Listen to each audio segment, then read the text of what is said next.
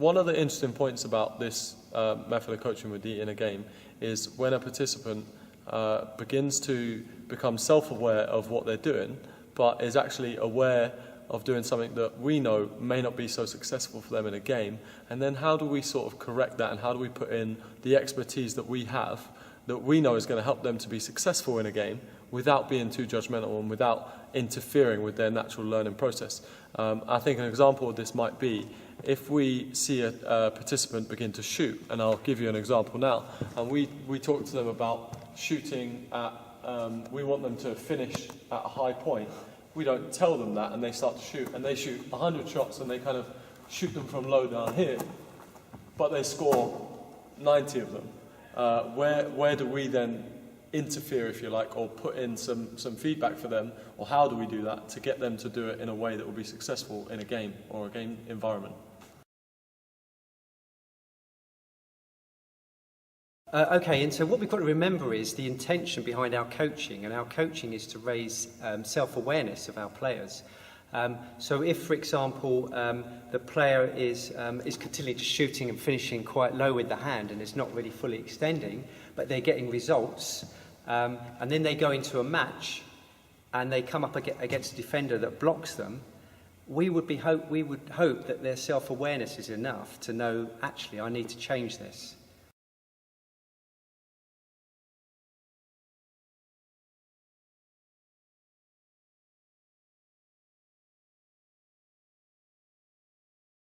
But there is another way we can go about this as well, which I'll share with you now. Okay, so we can point them in a direction. We can say that, you know, the ideal finish position is with the hand up, with the arm up, extended.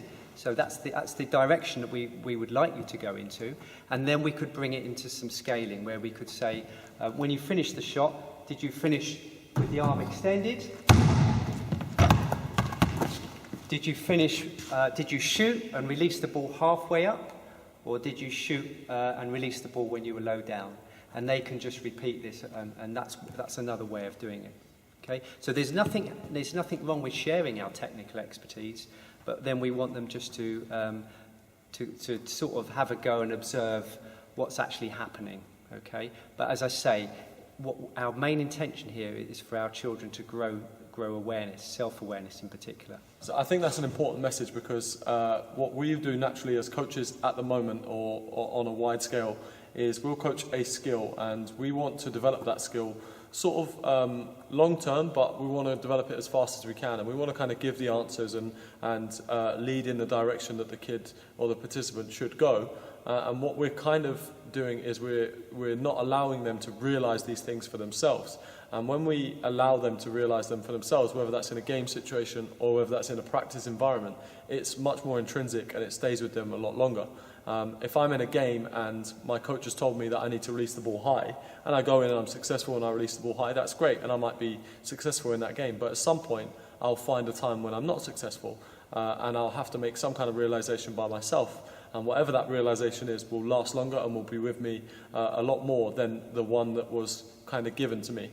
And, you know, as a secondary example, if I go into the game and I've been shooting from too low for all of my practice time before the game or the week before the game, whatever, and I can't get a shot off as a result, and I learn in that environment that I need to shoot the ball higher, I will actually go back to my coach, I realise now that I need to release the ball up here and not down here, and that's going to be a breakthrough in terms of athletic development.